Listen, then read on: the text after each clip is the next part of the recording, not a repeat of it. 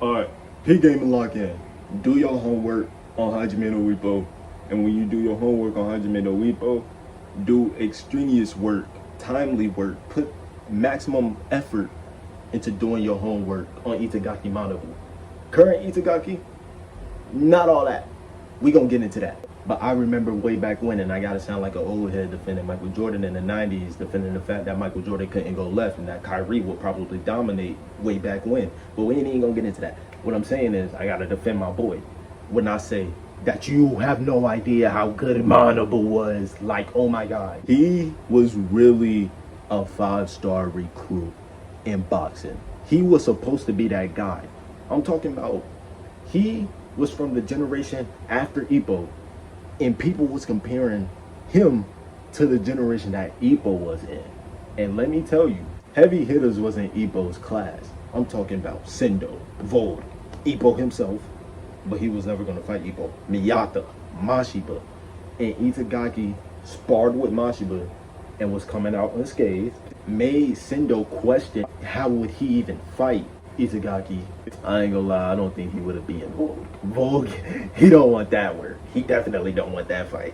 Itagaki was that guy. They was comparing him. And I'm just like, it's rightfully so. Because look at what he was doing. From Imai, washed. Seki, washed. Hoshi, washed. Dude that came before Seki, washed. Like, it's really just not fair. It was not fair how talented he was. Like, genius level, calling him a genius is an understatement. It's the same thing with Miyata. It gets to a point where you question if niggas is superhuman. And I'm talking about Itagaki was like the Gojo of the verse at one point. He was the honored one. He even had this panel, and tell me if this panel doesn't look mighty familiar.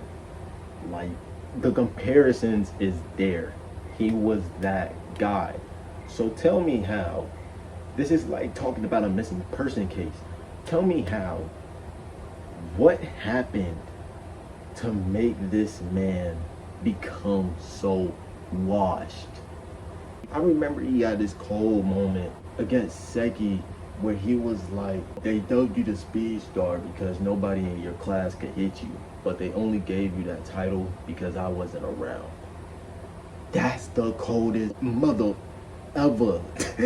Like, that's the equivalent of Gojo telling Sukuna, you were only the strongest sorcerer in your era because I wasn't born yet. Like, it's at a level where it gets to unfair. So like I said, what happened to make this man fall off so hard? He's having mud fights and going into decision. OG Itagaki would never go into a decision fight. You done in the first 3 rounds going against Itagaki. So my thing is, it's Ippo's fault. Cause Ippo was kinda his goal. At first, Ippo was his idol. Then Ippo became his goal, and it got unhealthy. It got to an unhealthy level where it was like a girl with daddy issues. Itagaki suffered from Ippo issues, where he sought his approval so much that every match he felt he had something to prove. Keep that in mind.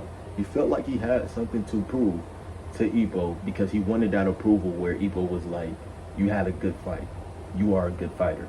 But he never got that. Even the coach mentioned it, like, as long as you don't tell him that, he'll always try his best. So, with that being said, if you look back at all of his wins and all of his losses, there's a common trope. Seki, people were 50-50 about that one. People didn't know who was really going to win because they were both speed-based fighters, rightfully so. They're the 2 fastest. With Imai, the Imai glaze was crazy because they thought that Imai was the second coming of Ippo. He probably is now, but he wasn't that back then. And he got exposed for that. Hoshi, they thought that Hoshi was going to be the one to one-hit him because Hoshi was one-hitting everybody else. So it's like, rightfully so, but once again, got exposed. He actually had it terrible. He had it terrible. I feel so bad. He got embarrassed in his hometown And them boys over in Hoshi and Sendo's town don't play. He not only embarrassed him, but he also had crowd control at the end, where now his whole city rocked with him. That's like going onto your art block and befriending the candy lady. Like, it's crazy. But, and I can't think of the other two. I don't remember the other two like that. I just can't remember off the dome. But you get the point. These fights was all questionable if he was gonna win. So he went in feeling like he had something to prove to the world. With his losses, he got cocky with Imai. His opening debut fight, he was cocky because the crowd was going for him. He felt like it was just set in stone that he was gonna win. And we can bring up his mud fights and everything. The point is that he starts losing when he's too confident in himself to the point where he gets cocky. There's a difference between cocky and cockiness. He gets cocky and he gets too complacent, knowing like he feels like it's destined for him to win. And in the world of sports, that's never possible. It's never destined for somebody to win unless you was the 2017 Warriors? Whichever Warriors team had KD. I don't be remembering the days off my head, but you get the point. But yeah, that was the point. And even then they lost. It's not set in stone. And he gets so cocky and in his own world that he forgets that, and that's why he loses.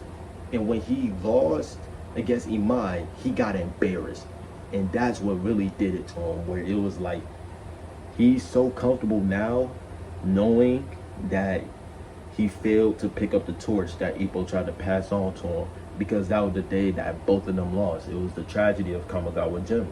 And I feel like now he's sort of afraid to put a challenge to himself because he doesn't want to fail someone again. He doesn't want to fail Ippo again. So he doesn't want to put himself in a position where it's possible for him to fail again. But if he doesn't do it, then he'll never rise. He'll never rise back to who he was. That's all it is. I pray that Ippo comes back so this brother could go back to who he was. This is like praying for D-Rose need to heal up though. This is like praying for Clay to put up numbers again. It just probably won't happen. But that's it for this little video. Y'all boys stay safe though. I'm out.